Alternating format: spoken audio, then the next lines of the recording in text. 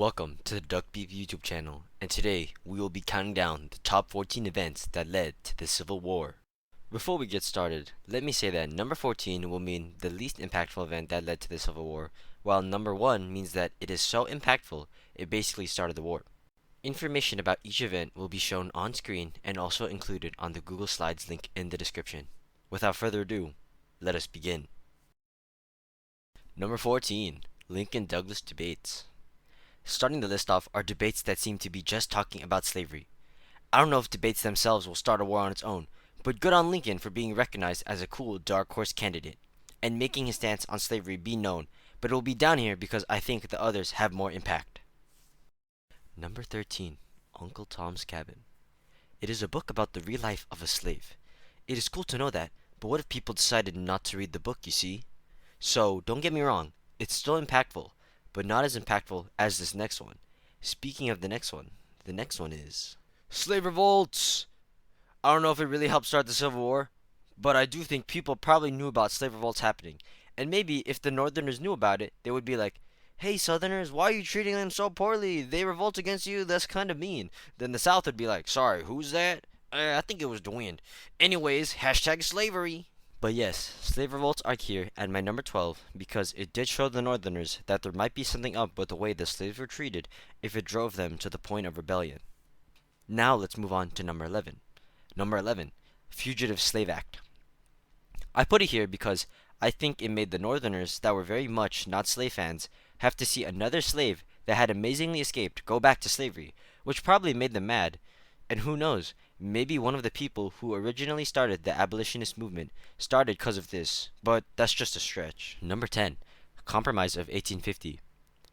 The Compromise of 1850 added another free state, abolished the slave trade in Washington, and amended the Fugitive Slave Act. Adding another free state might have made the South mad because they get another state, which kind of makes the balance of states unbalanced, but I'm pretty sure they added another one anyways, Texas, so it's fine. Abolishing slave trade is kind of cool too, because North probably liked that and South probably didn't, and the Fugitive Slave Act being amended probably didn't do much than I had already said, so yeah. Number 9, John Brown's Raid. Rest in peace, John Brown. I put it this high because he probably inspired people to try and abolish slavery like him, and having someone who isn't a slave put their life on the line says a lot about how much they care about something, don't you think?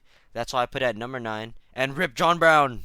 Number 8, Rise of Abolition, Frederick Douglass. It's in the name. It's the rise of abolition, which makes me think that this is the start of what the Civil War is about, which I think, if I'm right, is about pro-slavers versus non-pro-slavers and trying to end slavery. Also, I was reading about Frederick Douglass, so I think his story that I read influenced me to put it this high, I'm biased, that's it. Number 7, Kansas-Nebraska Act / Bleeding Kansas. I put it this high because of the explanation I heard in class yesterday, which was something about violence and does that make something important?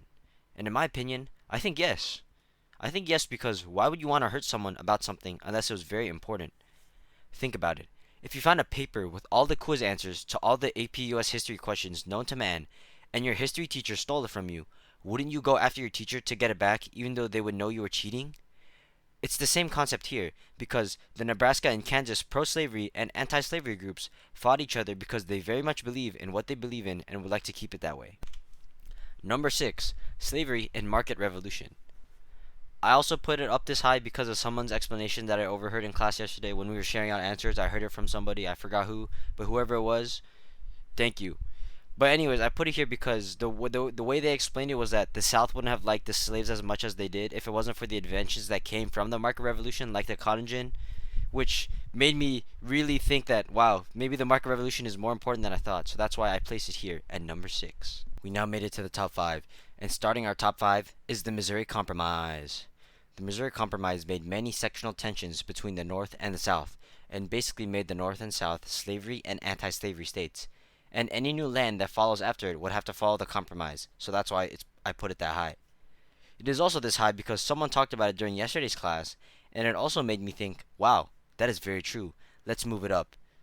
And if it wasn't for that, I would think that the Missouri Compromise was kinda low on my list, but thank you whoever that was. Number 4, Debates over Westward Expansion / Wilmot Proviso.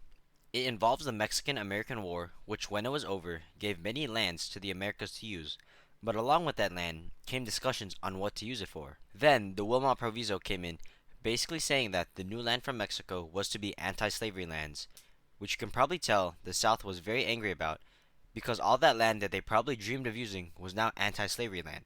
Talk about getting hashtag owned. Number 3. Dred Scott Decision. Dred Scott was a very sad story for me to read. It was a slave who wants to be free and is living in a free state, but he cannot be free because he is a slave and is considered property. So sad to hear, and most definitely angered the Northerners because they probably think that no person should be classified as a piece of property, but instead as human. And now for number 1. Except that I need to make an announcement because number 1 is actually number 2, because on my Google Doc I have the election of 1860, which is the last one, has listed as number 2, and that's because I forgot to add historical context first. And because of that, now it's really messed up, and it's like 11:53 p.m. and I don't feel like re-editing everything. So basically, I'm gonna say it's number 2, but it's cause I forgot historical context, guys. Okay, I'm gonna go explain now.